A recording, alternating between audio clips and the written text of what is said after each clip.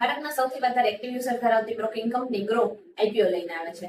તેમણે શરૂઆત 2017માં mutual fund સેગમેન્ટથી કરી હતી અને 2020માં ધીરે ધીરે તે equity segment, ETF, digital gold અને ઇન્ટ્રાડે ટ્રેડિંગમાં પણ ઇન્ક્લુડ થવા લાગી.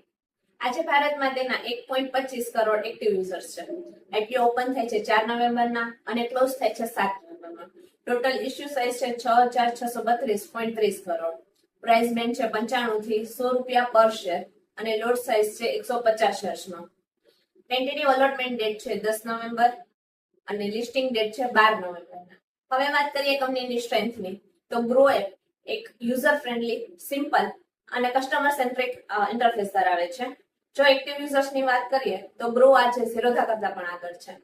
ઇન્ડિયામાં તેનું એક સ્ટ્રોંગ બ્રાન્ડ રેકોગ્નિશન છે. જો રિસ્ક ફેક્ટરની વાત કરીએ તો 2025ના ડેટા પ્રમાણે કંપનીનો 84.50% ઓપરેટિંગ રેવન્યુ બ્રોકિંગમાંથી આવે છે. તો જો ક્લાયન્ટ ઓછા થાય તો કંપનીના પ્રોફિટમાં ઘટાડો થઈ શકે છે. કંપનીનો ફૂલ બિઝનેસ ઓનલાઈન પ્લેટફોર્મ પર થાય છે. તો જો કોઈ સિસ્ટમ ફેલિયર, ડાઉન ટાઈમ કે સાયબર સિક્યોરિટી ઇસ્યુ આવે તો કંપનીના બિઝનેસ પર ઇમ્પેક્ટ પડી શકે છે. આ સિવાય જો કોઈ ઇકોનોમિક ડાઉનટર્ન, પોલિસી ચેન્જીસ અને ગ્લોબલ માર્કેટ ઇન્સ્ટેબિલિટી આવે તો કંપનીનો ઓવરઓલ બિઝનેસ અફેક્ટ થઈ શકે છે.